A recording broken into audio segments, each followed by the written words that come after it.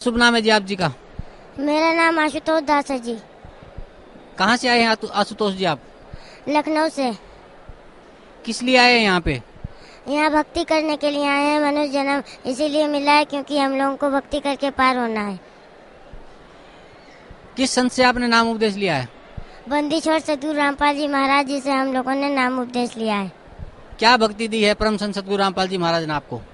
गुरु जी ने हम लोगों को भक्ति दी है, शास्त्र अनुकूल, शास्त्र के आधार पे उसी से हम लोग पार होंगे और हम लोगों का जीवन सुखी होगा और उसी से हम लोगों को सब लाभ मिलेंगे।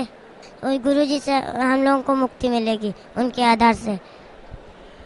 परम संत सतगुरु रामपाल जी महाराज ने आपको कब नाम उपदेश दिया था? आपकी तो बहुत छोटी उम्र लगती है मुझे।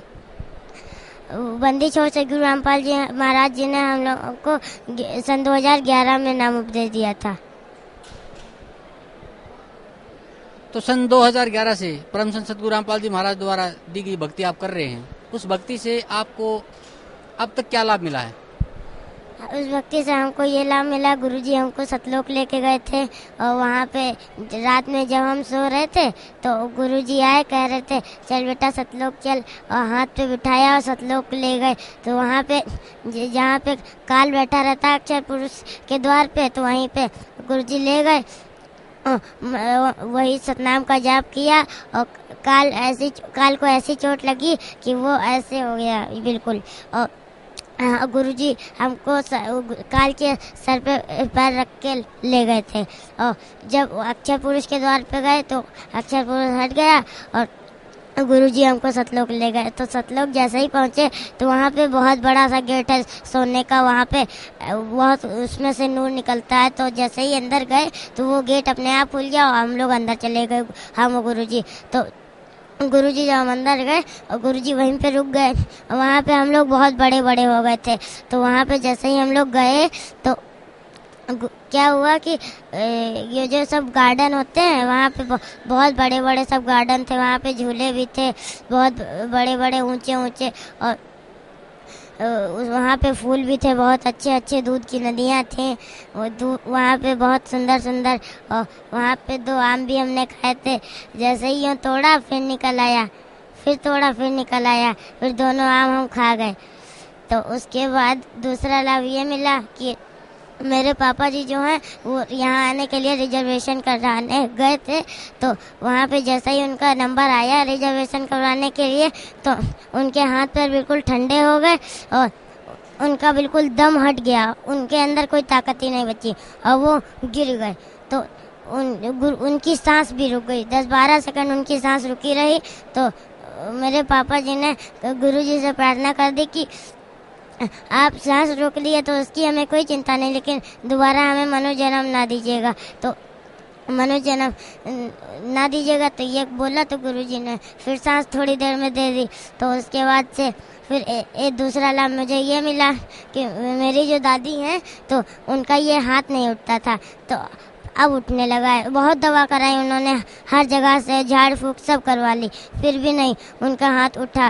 और जहाँ पे जैसे ही सतगुरु रामपाल जी महाराज जी के शरण में आई तो उठने लगा। और वो तम्बाकू बहुत खाती थी, तो जब हम उनके तम्बाकू फेंक दें तो वो फिर खरीद के ले आया करती थी, तो फिर फेंक दे तो फिर खरीद के आया करती थी। तो यहाँ पे जब आई मेरी दादी जी तो उन्होंने जो वहाँ पे सेवादार होती हैं उन्होंने कहा कि अगर यहाँ पे आप आएंगी तो आपको ये सब तम्बाकू नहीं खाना है। तो वो दादी जी मेरी वहाँ पे फेंकने गई आश्रम से बाहर और फिर आई, फिर अंदर गई, तब से उन्होंने एक बार भी तम्बाकू नहीं खाई। और मैं जो हूँ तो वो जो कुंडली नहीं बनती है एक जो अपने जीवन का सब लिखा रहता है, तो उसमें मेरी मौत लिखी थी और मेरे पापा जी की भी। मेरी दादी को अकेले रहना था, गुरुजी ने हम लोगों को मनुष्य जन्म दिया है, मनुष्य जन्म दान दिया है।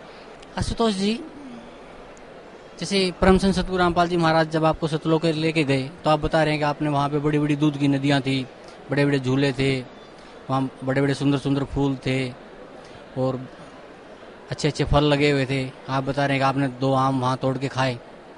तो और आपने क्या देखा वहाँ पे सतलोक में? सतलोक में बहुत कुछ देखा, जैसे कि चमक रहे थे सब जगह और दीवार भी वहाँ पे बहुत बड़ी बड़ी थी और दीवारों बहुत अच्छी अच्छी थी, उसमें में से भी रोशनी निकल रही थी। और गुरु जी के पास गए तो उनके में से भी कबीर साहब के पास गए तो उनके अंदर से भी बहुत रोशनी निकल रही थी। नूर करोड़ सूर्य मिला दें करोड़ चंद्रमा तब भी बहुत उनके सामने बहुत कम रोशनी है उनकी, बहुत कम। तो जैसे ही गए तो वहाँ पे मेरी आंखें ऐसे मतलब हो गई कि इतना ऐसा रूप हमने कभी नहीं देखा गुरु जी का, कबीर साहब जी का।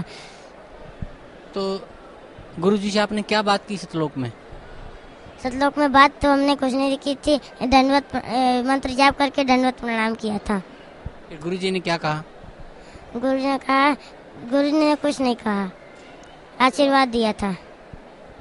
गुरु जी ने फिर आपको आशीर्वाद दिया, आपने सतलोक में गुरु जी के सामने दंडवत प्रणाम किया, गुरु जी ने आशीर्वाद दिया। तो आशुतोष जी एक बात बताइए, क्या हर इंसान को भक्ति करनी जरूरी है? हाँ जी भगत जी, हर इंसान को भक्ति करनी जरूरी है, क्योंकि मानव जन्म इसीलिए मिला है। मानव जन्म दुर्लभ है, ये मिले न बारंबार, जैसे तरवर से पत्ता टूट गिरा फिर बोहर न लगता दार। तो इसीलिए मानव जन्म मिला है कि भक्ति करके हम लोगों को यहाँ से मुक्ति पानी है। आशुतोष जी, जब आप यहाँ आते हैं परम संत सतगुरु रामपाल जी महाराज के सतलोक आश्रम बरवाला जिला हिसार हरियाणा में, तो आपको कैसा लगता है? हमको यहाँ पे आके बहुत अच्छा लगता है, जैसे मन होता है कि हम यहीं पे सदा रहें अपने जीवन में। आशुतोष जी, आप भगत समाज को, साधक समाज को क्या संदेश देना चाहते हैं?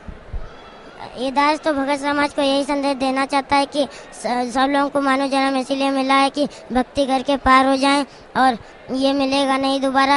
यही 84 लाख योनियों में जाना पड़ेगा, फिर कहीं युगों में मिलेगा। तो तब क्या पता गुरु ये जो भगवान हैं आए हैं स्वयं, तो इनका ज्ञान ना हो तो फिर उनको यहीं भटकना पड़ेगा। इसीलिए वो यहाँ पे आए और अपना कल्याण कराएं, यहाँ गुरु जी से नाम उपदेश लें, गुरु जी की शरण में आए और अपना कल्याण कराएं। यहाँ पे बहुत सारे संत नकली दुनिया में घूम रहे हैं और सबका जीवन नष्ट कर रहे हैं, अपना भी जीवन नष्ट करेंगे, नरक में जाएंगे, सबको नरक में ले जाएंगे। और इसीलिए सर्व उनके चक्कर में ना पड़े। सर्व प्राणियों से यही प्रार्थना है कि बंदी छोड़ सतगुरु रामपाल जी महाराज जी की शरण में अपना कल्याण कराएं। धन्यवाद आपका आशुतोष जी, बहुत बहुत धन्यवाद आपका।